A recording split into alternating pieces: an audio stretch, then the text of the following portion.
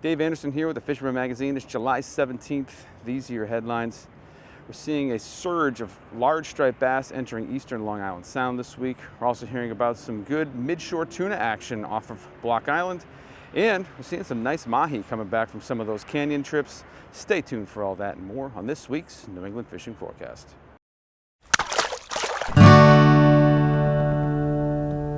The ultimate fishing authority in the Northeast. The Fisherman magazine. No guessing, just catching. New Explore Series fish finders keep you locked on fish with unbeatable clarity, best-in-class imaging options, and a stunning ultra-bright HD screen. There's more to explore, only with Humminbird. Before we begin, we've got a few news items for you guys. First thing, I just want to mention that the entire Fisherman team is down here in Orlando, Florida. We're at ICAST 2025. We are scouring the sales floor, looking for all those new innovations in tackle, gear, rods, reels, line, personal watercraft, all that stuff. We are down here making videos. We're going to be releasing these videos over the next 6 to 9 months, something like that. So keep your eyes on the e-news, keep your eyes on our YouTube channel, and you'll get to see all this new stuff from all these amazing manufacturers. Really great time down here in Orlando. Next thing, we're going to check in with Jenni Ackerman. Here's what's going on in her latest installment of Open Boat. You guys aren't going to want to miss this week's Open Boat, airing Sunday at 6. You got to wait for it. I'm in Florida right now. Not on this boat, but physically in Florida. But right now, I'm filming the Open Boat for you guys, and it's a real treat. We're back out with Frankie Z, and we're catching some flukes and maybe some other stuff. But you got to stay tuned for Sunday's Open Boat to catch it. See you guys out there.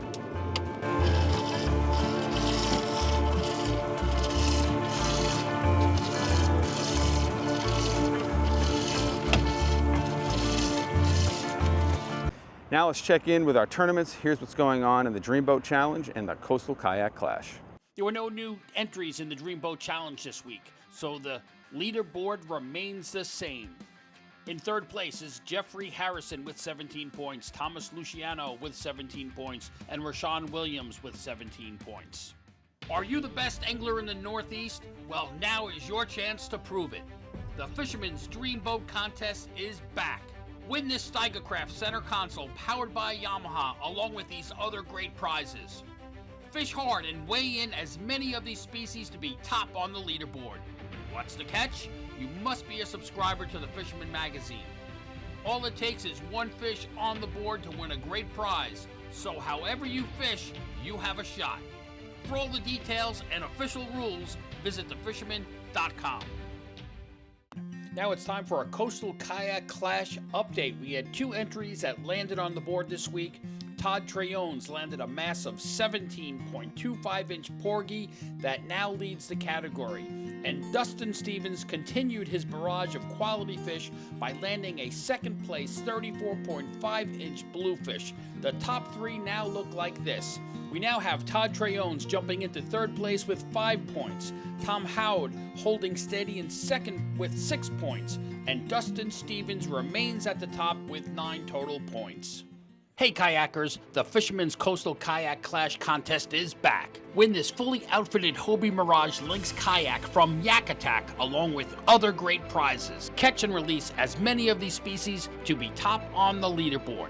To enter, you must be a subscriber to the Fisherman magazine, fish from a kayak, and document your catch. Many chances to win great prizes, so get out there on the water now and fish hard. To be part of the action, you must be a subscriber and register at thefisherman.com. Last thing, of course, is the giveaway, which is ongoing. I got another phenomenal photo this week. You're definitely going to want to check this one out. So 2 contenders in 2 weeks. The competition is definitely heating up. If you guys don't know what's going on, we're giving away these custom painted Super Strike poppers. These were painted sort of in memoriam of a friend of mine who passed away back in April. He was a big believer in the color flame orange, and he used to custom paint his Super Strike poppers to look like these. And so I had Steve Musso do a couple for us, and we're going to give these away on August 27th. All you have to do is catch a great fish and send it in to me at danderson@thefisherman.com, or text them to the number on the screen. Just tell me you want to be in the contest. Give me the details, like who caught the fish, where it was caught, how big it was, stuff like that. If you're going to email them in, definitely put contest or giveaway in the subject line. It just makes it easier for me to find them. And get those into me, and at the end of August, we'll see who wins these awesome plugs. Moving over to the reports now, the word coming out of Maine is that striper fishing is finally hitting its summer stride. We're seeing good fish coming out of the surf, we're seeing nice fish coming off the boats, and if recent history is any kind of an indication, we should see this continuing well into August. We are finally kind of just seeing things level off out there in a good way, and fishing's looking great. Moving down into Massachusetts, let's check in now with Kevin Huang from Surfland Bait and Tackle. What's up, guys? Kevin in, checking in with the weekly report. Oof, it is hot the last couple days. I'm talking about the temperature, but there's still fish to be caught in the mouth. I was talking to a few guys. They've been doing pretty well with soft plastic in the mouth, catching like slot-sized fish. Upriver, freshwater wise, I mean, there's still plenty of carp and catfish and bass getting caught from in between, like from the Chain Bridge towards Chopper Flats. I mean, if you're out in a boat, some guys are still plucking out fish. They're still finding fish out there. But more for the shore guy, it's been the mouth and the ocean front, and then down at Sandy Point, guys are still catching fish on bait. I mean, in between being slow because of the heat. I think the best time right now is like early morning. If you can get out there early morning, seems to be better than the middle of the day or at night. The lure guys are still catching fish.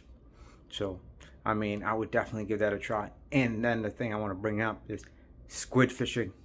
I don't know if you guys ever went squid jigging, but squidding's been on fire. Slow down a little bit, but it's been on fire from north of us to south of us, as in Gloucester, all the way down the North Shore. Squid fishing's been pretty good, and that's something I would definitely check out.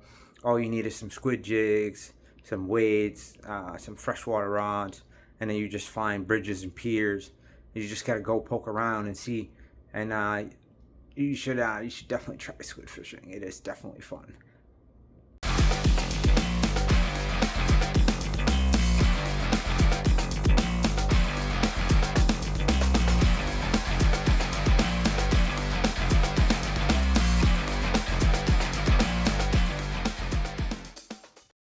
Now we'll drop down into the Boston area. We'll check in with Danny Parma from Fish Bucket Sport Fishing. Thanks, Dave. Dan checking in with this week's report. Over last week, we had a chance to get offshore. We took a cruise out to Stellwagen Bank, to a couple of our known haddock spots, and did pretty good. The haddock were a little bit on the small size, but, you know, we got our boat limit. And we also ran into a pile of redfish. I think we managed 15 to 20 decent-sized reds. They were all pretty good size. Couple pollock, not many cod, which was always good when you're out ground fishing. What else? Oh, yeah, we also managed a good-sized porbeagle, which the customer was extremely happy to catch. And go home with a nice chunk of porbeagle steak for the grill. If you've never had porbeagle, it's one of the best tasting sharks you can get. And if you do see it at the market or you get a chance, I highly recommend it. It's similar to a swordfish. Holds a little bit better than the swordfish on a grill. But another very, very tasty fish. As far as Boston, we've still been holding strong. Last weekend we were out there, and we did find a group of stripers that seemed to have a little bit of lockjaw. But, you know, we dragged some mojos. We dragged the massacre rigs, the umbrella rigs. And for the most part, they were getting hit on the mojo on the back of the umbrella rig. So white mojos on the back of an umbrella rig is what we use to get majority of the fish last weekend. We did get a couple of them on tinker mackerel, floating them on the top of the surface. And majority of those fish were up on the surface, upriver, under the Tobin, somewhere in that area. There was also a decent amount of fish in front of Dare Island. Castle Island, over by Castle Island, was holding some. So there's still plenty of fish in the area. If you're out there, you're going to find them. It's hard not to find the fleet of 50, 60 boats out there. And somewhere in the middle, you'll find us trolling in between them. Yeah, come out to Boston, say hello, and catch some fish. That's what I got for you guys. Stay safe. I'll catch you on the next one. Heading down to the Boston South Shore, basically Cohasset to the Canal. Striper fishing still very good along that stretch, although it has tapered off a little bit from that crazy high that we saw 2 weeks ago, where lots of big fish were being taken off Cohasset. We had that crazy topwater bite. You know, that's not going to sustain, but we are seeing great fishing going on in that area, and we're seeing still some really nice sized fish with lots of bait around. Crossing the canal out onto the actual Cape, we've seen a couple of nice fish come off some bayside beaches this week.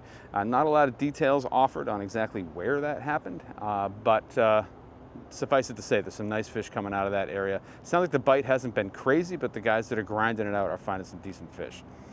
Rounding the end of the Cape, looking out towards Stellwagen, we are starting to see more tuna now showing up on Stellwagen Bank, which bodes well for these next couple of weeks of sort of near-shore tuna fishing out off the Cape. Outer beaches have been spotty. We are seeing some decent fish coming out of there. It seems like small concentrations of fish. Again, they're mostly being found by the guys who are out there almost every night. So the guys who are putting in the time are finding some fish. Heading down more toward the Monomoy area, that has been the most consistent place for striped bass, although things are definitely changing in that area too. It depends on who you ask at this point. A couple weeks ago, everyone was talking about how great it is. This week, all the reports haven't been rose petals this time around, but the guys that are out there all the time, the guys that are running charters out there are finding lots of fish. This seems like a really good area to find slot-sized fish. It seems like most of these fish are like 30 to 38 inches. So, really fun size of fish. There's been some bigger fish in the mix as well. There's been some mid-sized bluefish in the mix, and then you also have the opportunity to maybe find the occasional bonito along that stretch as well. And then crossing down into Nantucket Sound, we're starting to see more fluke coming inshore now. Guys are finding them in some of these inlets that go into the little harbors and salt ponds along that stretch. The keeper ratio there is like 20 to 30 to 1 though, so you're gonna have to weed through a lot to find a few keepers, but those fish are there. And as more bait starts to spill out of those ponds, we'll see more and more of that happening. Not a lot of bonito around the vineyard. There are still a few, but it seems like most of those fish have cleared out. The place where we are seeing, at least a few bonito is in Buzzards Bay. They seem to be mixing in with some bluefish in that area. Buzzards Bay, especially the eastern half, has had sort of a smorgasbord of possibilities. There's a lot of sea bass around. There's been some mid-sized striped bass around, and then as you get up closer to the canal is another spot where you might be able to find 1 or 2 keeper fluke if you don't mind weeding through a whole bunch of short ones. The canal itself finally got the shot in the arm that we've all been waiting for, and for a little bit more on that, let's check in now with East End Eddie. Hi Dave, got a humid morning here in the canal. Got a west dropping tide behind me. You can hardly see it though, the fog is so heavy, it's about as thick as my wife's beef stew. Jiggin' Jimmy Rakowski told me the other day that he was hooking juvenile herring by accident because they're so prevalent and thick right where he was. And there's lots of bait still in the canal. And the good news is that the full moon paid off. We've got fish breaking in the morning about a couple of hours after first light, around 7 o'clock, 7:15 on most mornings. And they're not huge, but there's some good fish. Bull McKinnon caught 10 fish the other day in one morning. They were all slots or above, up to 17 pounds. and he was using his Wally's heavy white pencil. And some of the other fishermen that caught fish were Todd Sylvia and Dale Johnson, Sage Nicholson, and Rob Stork were both using magic swimmers.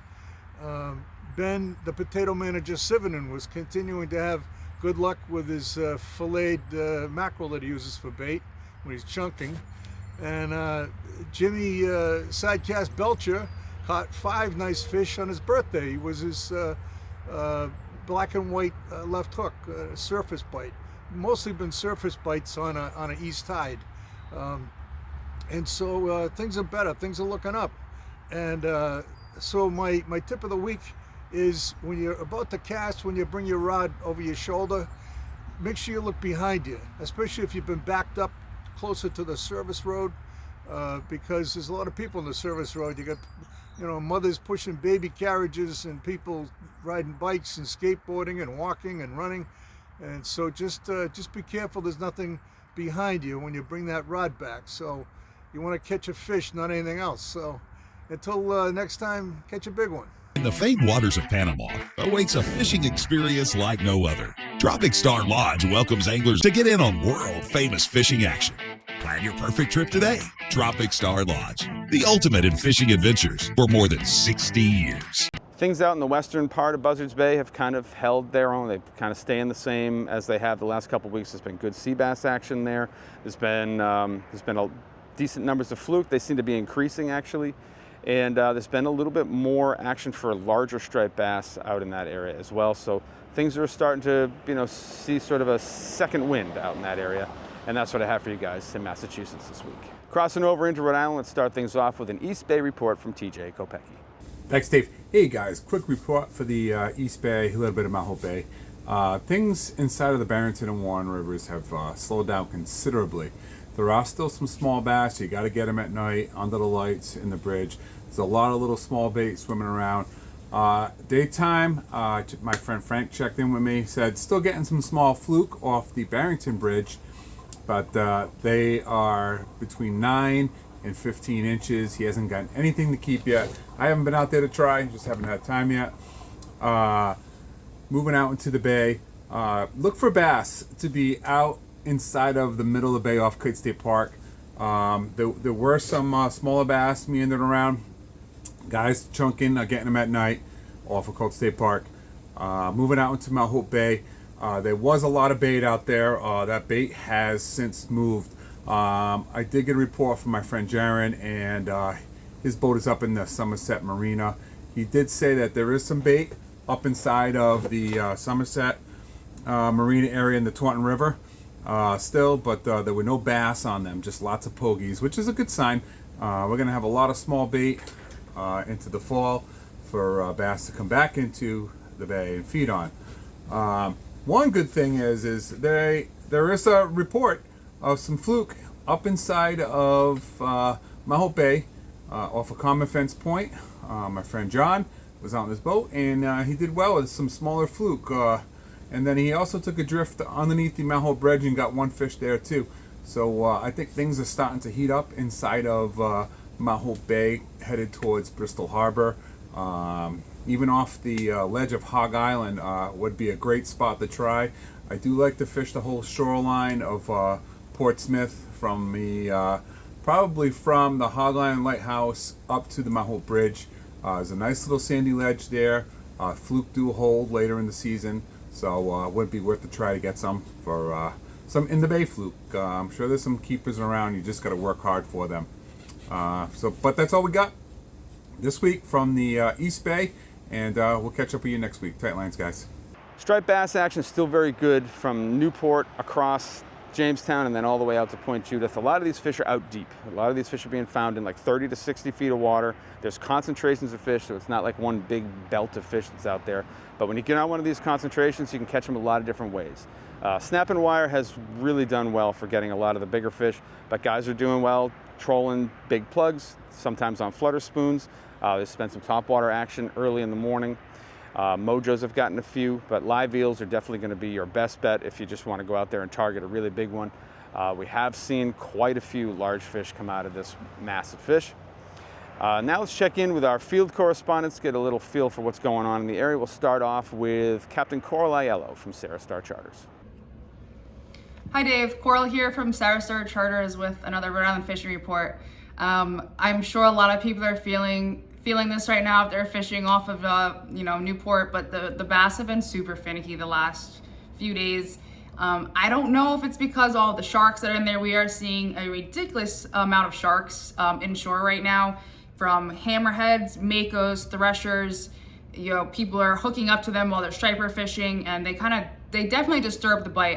I like seeing them, they're really cool, but when you're trying to catch fish, when you're out there on a charter, and they come in, they really just shut down the bite. So I don't know if that's what's going on, but the fish have been so finicky, and they're like really pushed up close, in tight to the reef, in tight, like really shallow water. So I'm assuming that, because they're all schooled in together, they're like, tons of them, they're all like together, like in these shallow spots, and they're not really in their normal spots, kind of off the beach a little bit. So I'm maybe it's the sharks, pushing them all in and making them not want to feed as much, but we are still getting them. They're just finicky. So, if you're having problems catching the bass, it's not you. It's just how it is right now. But there are some, spots that are producing, that are maybe away from all the activity out there. I'm not gonna, blow up any spots, but there are some really good spots right now that are producing, that the fish are, actively feeding. And I think they're peanut bunker. I think there's some peanut bunker out there. I'm not positive, don't quote me on that, but I did see some flip today, and that's what they looked like. I also know there's some squid around, because I did see some. I marked them on my screen today. But there's a lot of nice piles still of slots and under slots, near Newport Bridge, in between Fort Adams and Rose Island. So there's a lot of bird activity going on there that's been happening the last couple weeks or so, like, early in the morning, and then you catch them again kind of later in the afternoon. So that's been still going on. Lots of bait in Newport Harbor. When I come out, on the boat coming out of the harbor, I mark so much bait, and I'm marking nice fish right there in the harbor. So there's still a lot of activity in the bay, which is really nice to see, especially when you're trying to get away from some south wind or some south east wind. You can kind of be protected in the bay and still catch some nice fish. As far as the ground fish goes, the sea bass bite is just off. You once in a while you get a nice big one, but you really have to weed through so many shorts. And I'm not sure if anyone else is experiencing. I know a couple of my other charter buddies are experiencing the same thing. It's just kind of hot and cold. The fluke bite, I can't speak too much on it. I haven't done a whole lot of fluke fishing in the last week or so, but I know I've seen some posts of captains still catching some fluke, inshore, but I can't speak too much about that because I don't really know what's going on with the fluke. But of course, I'm sure everyone knows that the tuna bite, the offshore tuna bite, just completely went off the last few days, and the troll bite has been on, of course. Right at you get it right out there early in the morning at daybreak, and people are just catching them left and right. And I know that there has been mostly caught on the troll, but there is a jig bite going on out there. A mix of the smaller ones and of course some bigger ones. One of my buddies actually went out a few days ago, and they got a 71-inch on the spreader bar. So lots of different sizes out there, and it's lots of activity. So that's pretty much it. It's super fishy. Of course, this time of year, the water temperature is warming up. I kind of, liked when it stayed cooler, but, we are getting these really hot days, and, that's just what happens. But, the striper bite, again, I will say, just to reiterate on that, they are in shallow. So I feel like I haven't done a whole lot of shore fishing right now, but I feel like if you are a shore fisherman, this might be your chance to really land some big fish right now, because they are so tight to the beach that it makes it easy for surf casters and people like that to get out there and get on a good bite. So we'll see what happens next week. Now let's check in with Jeff Sullivan from Lucky Bait and Tackle. What's up, Dave? What's going on, guys? Checking back in this week. Well, as far as what I've been doing a lot of straight bass fishing at night, and it's been stellar. I've been doing a lot of live eels, a lot of dead eels rigged on jig heads. I've been throwing soft plastic eels like the gravity tackles, the Joe Baggs eels, the hoagie eels, the sluggos, things of that nature, that profile. It's the eel deal right now. There's not much else I throw besides maybe a bucktail or a darter. But right now it's been the soft plastic eels and the live eels. That's just been the name of the game. And occasionally the bucktail, but it's the soft plastic eels right here. I've been switching them. I just put new ones on because I fished the other ones till I literally couldn't fish them anymore because they've been beating the crap out of them. But yeah, this pink works very well because we have encountered squid too as well. So I kind of get the best of both worlds with this presentation because the color pops very well. It's got a squiddy presentation to it, with that round head and that eye just really gets them to commit. And I mean, let's be honest, who can say no to pink? Because real fishermen fish pink, and real fish like pink. But yeah, that's actually, this color works very well at Block Island too. I like this is one of the colors, my go-to colors at Block when I'm fishing Block Island. It just, man, the color just crushes, guys. It really does. And the regular gravity tackle blurple color, I have this on a 1 ounce Bill Hurley head. I found this somewhere in my collection somewhere, but this is a 1 ounce, and the lighter the better if you're fishing locally in shallower water.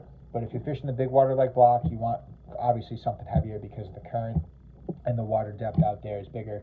And it's just, man, these things crush it. If you've never used them, you need them in your boat or in your surf bag. If you don't know how to use them, my advice is just go fishing. Just go fish them. You know, this is the time of year where you can gain real confidence on baits you've never used before as far as the eel presentations go. But another piece of advice I want to give you guys out there is you don't want to use something new when the bite is bad, because it's hard to get bit on something even when you're confident with the bait. You can lose your confidence with that bait if the bite's bad and you have confidence with the bait, you're not getting bit. So always use something new when the bite's hot. Don't use it when it's not hot. So and also, you know, when you have a longer eel, you can make it shorter. Like this 13-inch eel, you know, and you're not getting bit on it, they want something a little smaller, like a 9 or a 7-inch. You can always cut that down and put the jig head on, but you can't make a short eel grow back to 13 inches. So just keep that in mind. You can't make a short bait grow. So if you have it like this, there's no sweat. Oh, they want a 7-inch, just cut it down to where you want and just cut it that way. Or you can put it on the back of a bucktail or things of that nature. But yeah, that's what I've been doing as of late, Dave. I've just been putting in work in the night shift and finding fish, and it's been a fishy week. And I think it's about time to get on some tuna. What do you think? Because I think the bite has been very good out there. For all you tuna guys out there, you got to get out there. It's good. I mean, tuna hit top water, they're hitting jigs, they're hitting ronsies, they're hitting everything, Dave. I need to get out there. All right, I'll talk to you guys later. Peace. Now we'll jump down to Point Judith and we'll check in with Captain John Lee from JL Charters. Hey guys, John Lee, JL Charters, Point Judith, Rhode Island. It's been a busy week of bottom fishing. I've been running 2 trips a day, a morning trip, an afternoon trip, mostly fishing from Point Judith over to Charlestown. The bite, again, is really fickle, really inconsistent. You get them on, it's like half a tide during the day is good, and you'll catch fluke, sea bass, and then the rest of the time you're kind of grinding. 3 or 4 days ago, we had 2 days of fishing for sea bass that felt like the old times. We had a lot of jumbos, a lot of big hump heads, and I'm thinking, here they are. They finally showed up. They finally filled in. And then 2 days after that, like a light switch, I couldn't find another jumbo. Again, you got to move around. It's a lot of work for a sea bass. We're getting some fluke, so we're targeting both. The fluke fishery, again, locally to me, is not great. It's a grind. You do get some big ones, but there's just not a lot of them. I am going to start going bluefin tuna fishing, maybe yellowfins. Tomorrow I got an inshore trip. I'm looking forward to it. I spent a long time today getting ready, getting my lures ready, getting my offshore gear ready, and I'm excited to go. Anyway, I'll get up with you next week. Take care. Have a good one. Hey Dave, Todd Treonze, Hooked Fishing Gear with another weekly fishing report. Gonna hit real quickly on 2 areas that I fished over the past week, and then do a quick tutorial or 101 on tube and worming. So first off, think about the areas out front of Newport, ocean side of the Newport, if you will. Striped bass bite continues to be really good. I had my best week last week of the season in terms of size of fish and quantity of big fish over 40 inches. The tube bite continues to be great. I'll talk a little bit more about that in terms of how I do it tactically and what I use. And also got a lot of fish on top water, considering that the fish are down. It's good to see them coming up earlier in the day, even midday in low light conditions, using unweighted albie snacks on a 7.0 BKK or a 7.0 snacks hook just to get those fish to come up and hit. The other thing I had a chance to do is continued a focus on the harbor side and specifically targeting scup. And I was able on Sunday morning to get my biggest to date. It was a little bit over 17 inches, real nice fish. Got a bunch of others in the mid 15-inch range. My tactic for scupping, I tend to like to use Asian crabs on a 1/4 ounce jig, just dropping them down along pilings and structure, and also getting some Todd mixed in there, but obviously out of season, so not really looking for those. I did some fluke fishing as well in the harbor. A lot of shorts. You got to weed through them to kind of find the bigger ones, and obviously some sea bass mixed in there as well. I want to take a couple minutes today because one of the things that I love to do this time of year, particularly for stripers, is use the tube and worm to go after the bigger bass. I use Butchie Built as the tube that I use. What's unique about the Butchie Built tube is that it's got a blade on the front of it. And what I love about this blade, it's about a 22, 24-inch tube with the blade spinning on front of it. It's almost a no-fail system for knowing that the tube is sitting right and it's moving correctly through the water. You notice the tube comes with a big bend, and what's happening as you're dragging this behind your kayak or boat is you're getting oscillating motion like this. What I also like to use on the back of it, this time of year I don't use worm, I use fish bites sandworm. And what I'm doing is I'm basically cutting off about a 1-inch piece and just kind of piercing that 1-inch piece on the hook and then sliding it back up into the tube, if you will. So kind of looks like this when it's on there. Push it back up as far as you can. That's all you need. These fish bites come in 12-inch sections, so you can get a bunch of different setups on these without losing the bait as quickly as you would with traditional worms, especially when there's a lot of scup and sea bass around. Now, with these tubes, what I do is I like to kind of hit a trolling speed of somewhere around 1.3 to 1.8 ideally. I know in a boat it's going to be a little bit harder to get those lower speeds, so 2.5 is still a good speed to be trolling these tubes. The tube itself comes with about 3/4 of an ounce standard. I typically have another 3/4 of an ounce added to my tubes so that I can get this tube down using just a braided setup. I also have a lead core setup that I'll use, and I'll let out 3-4 colors depending on how deep those fish are. If I start to see fish off the reef that are in 25-30 feet, I'm letting out 3-4 colors of the braided setup and dragging an unweighted tube on that setup to get it down a little bit deeper so I can get to those bigger fish. This time of year, this tube thing is almost a guarantee when the fish are there. Definitely worth a try. What I find about it is that after the sun's up and it starts to get a little bit warm, this thing will continue to work all day long. Just something about the tube, the magic of it, that allows the fish to kind of keep after it for a longer period of the day. So thought I'd share a little bit of kind of how I do the hook and worm, what I use. Again, you can run it on braid. If you run it on braid, just let out a little bit more line. If you've got the lead core set up, count the colors for your depth, and you'll be in good shape. That's it for this week. Thought I'd share those tactics, and I hope you guys all have a great week on the water. Stay hooked out there. Heading out along the South County beaches, there was some striped bass activity with the new moon around the breachways. Doesn't sound like it was crazy, but definitely some fish around. Seemed like more on around the slot size average, and action was, I would call it decent, not great. However, we are starting to see more fluke moving up into these estuaries as well. So places like Nantucket or any one of the breachways, we're starting to see some fluke sort of converging on those areas and the adjacent waters around the mouths of those breachways. Again, similar size to what I was talking about on the Cape. Guys are weeding through a lot of short fish. Some guys are going and not catching a single keeper, but I think the main thing to talk about there is just we're starting to see some of these fish moving in, and hopefully that's going to lead to a little bit of a better keeper ratio in the weeks to come. Guys that are doing a little bit better are fishing a little bit deeper, fishing 40, 60 feet of water, even 75. And they're still weeding through a lot of shorts, but they are finding a few more keepers. And there's been some really nice striped bass coming off places like Sugar Reef and the other Watch Hill reefs in that system, and then kind of heading out toward Fisher's Island as well. And that's what I have for you guys in Rhode Island this week. Crossing over into Connecticut, the big news this week has been a little surge of larger striped bass that's moved into the area from the Thames River out to like Nantucket Bay. These fish have been in the, say, 44 to 48 inch range.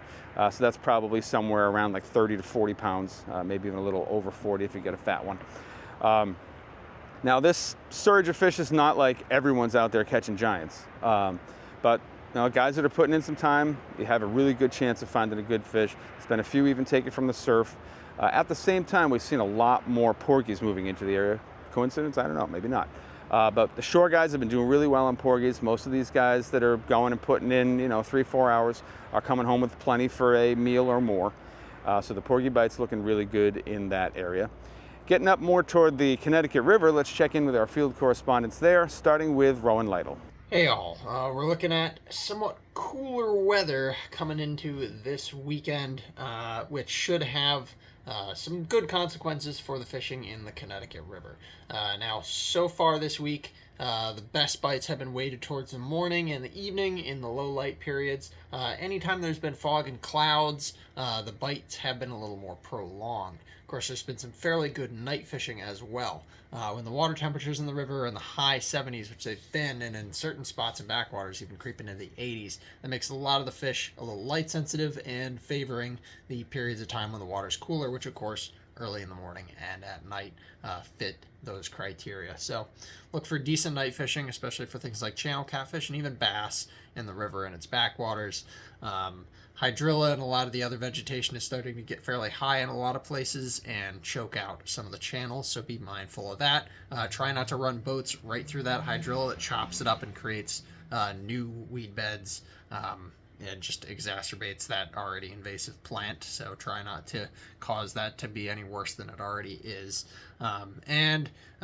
Focus on those low light periods and the early morning. Topwater bites should be pretty good. There's some big smallmouth showing themselves lately, and of course, if we do get some little showers and thunderstorms, expect some increased activity from the channel catfish.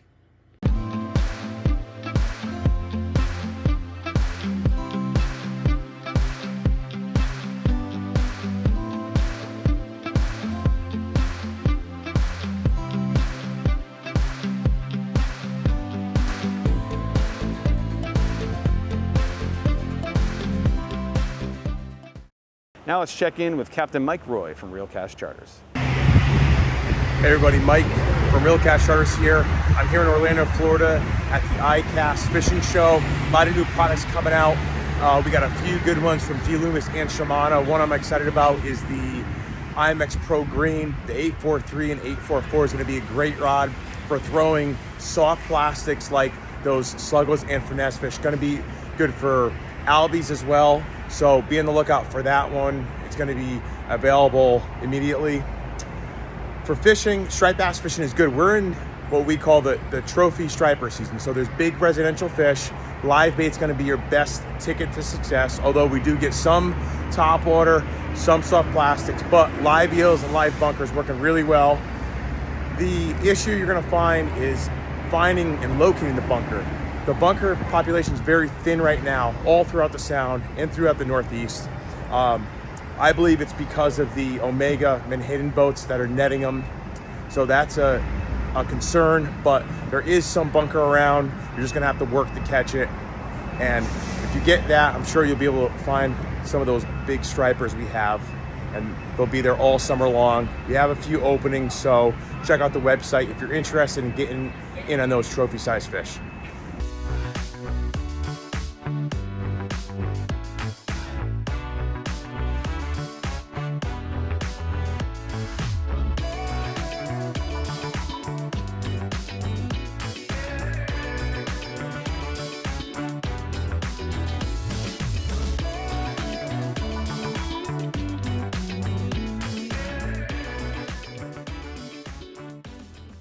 Now across the river, we'll check in with Matt Stone from Black Hall Outfitters.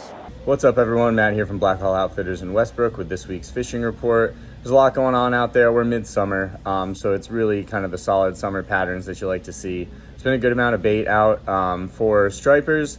We've been hearing a lot about like smaller schools of fish that seem to be on the move quite a bit. So you have an option to try to match the bait that those guys have been on. It's been on really small bunker and kind of a whole bunch of different small bait, you know, so you can use something like a Shimano Current Sniper is a good way to match that. Some sort of small top water if they're on the top, you know, in cloudy weather or early or late hours, always a good option. Bigger bass are definitely around. Guys are picking away at them on the near shore reefs and rips and rocks and all those kind of points that you know, Connecticut shoreline is pretty filled with. Sea bass has been good. It's been pretty deep. I'm hearing most guys going out to 80 feet to 100 feet. You can get those a bunch of different ways. A lot of our guys like to use rigs. You know, you can use a pre-tied high-low. You can tie your own high-low. Most of the time that's going to have some sort of squid-shaped teaser with some squid on there as well. I like to personally slow pitch for sea bass. Daiwa SK jigs, Daiwa SL jigs, Shimano Current Snipers in the 80 to 100 to 120 gram are always a good option there. That's always a fun way to catch those fish. You'll get a bunch of porgies as well. They usually kind of come in to inspect, and sometimes there's some pretty giant porgies in there. Haven't heard much about bluefish locally. You know, keeping an eye on it for the bluefish tournament next month, but usually those guys will start to fill in towards the later part of the summer. So fluke has been very good. Our guys have been whacking them. Most guys are starting around 40 feet. All the local reefs, and a lot of guys going out to Montauk doing really well there. A lot of guys going out to Fishers doing well there. But you can stay local if you want to, you know, your normal Connecticut spots as well. Guys have been picking away at them. A lot of shorts, but that's just the name of the game. You got to pick through the shorts, and they're still fun to pull in. And hopefully when you get that pancake, you're able to get it up to the boat, and they don't do that fluky head shake and dive off into the deep like they're known for. So a lot of options out there for species, a lot of tactics you can go for, a whole bunch of different stuff to do. So enjoy the weather and get out there. For more than 20 years, anglers everywhere have come to know one thing, that nothing says no to fish bites. Heading west from the Connecticut River, things have stayed about the same in that particular stretch. The reefs are holding a lot of different species of fish. You've got opportunities for porgies, you've got opportunities for sea bass. There's definitely some fluke in some of the in-between areas, and always good striped bass fishing in that area.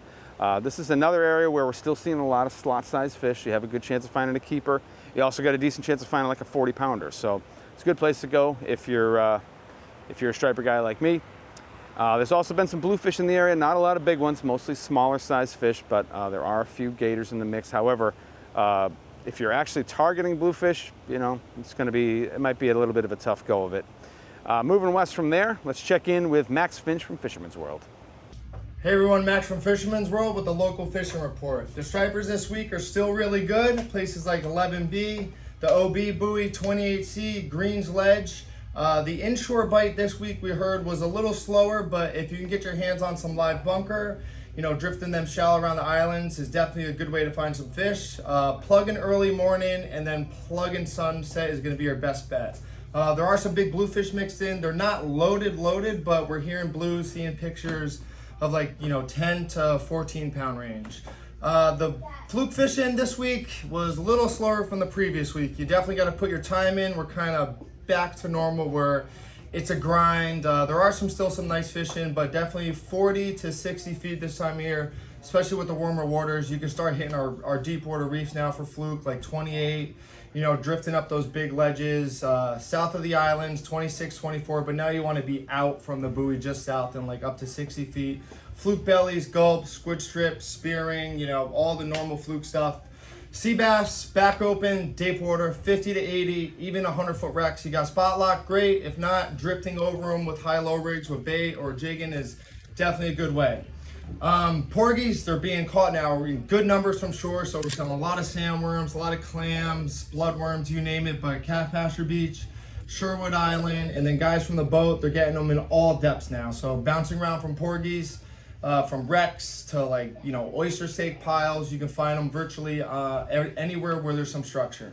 The offshore bite this past week in the shop, you know, we've been busy with offshore stuff, doing hollow coring, splicing, but the canyon bite, you know, one day it's really hot, one day a little slower, but you know, Hudson, I would say Block Canyon, we've heard a lot, and then midshore, the bluefin bite really heated up from places like the Gully to the Butterfish Hole, Coimbra. That whole line's got fish, so jigs glow to seem be really popular right now. We have a full selection of jigs, but stop in, load up, and get out there. Good luck. That's what I have for you guys in the reports this week. Hopefully it's going to inspire you to get out there. I know I'm missing the local fishing right now, being down here in Florida. But you know, it's also cool to see what's going on in the fishing industry.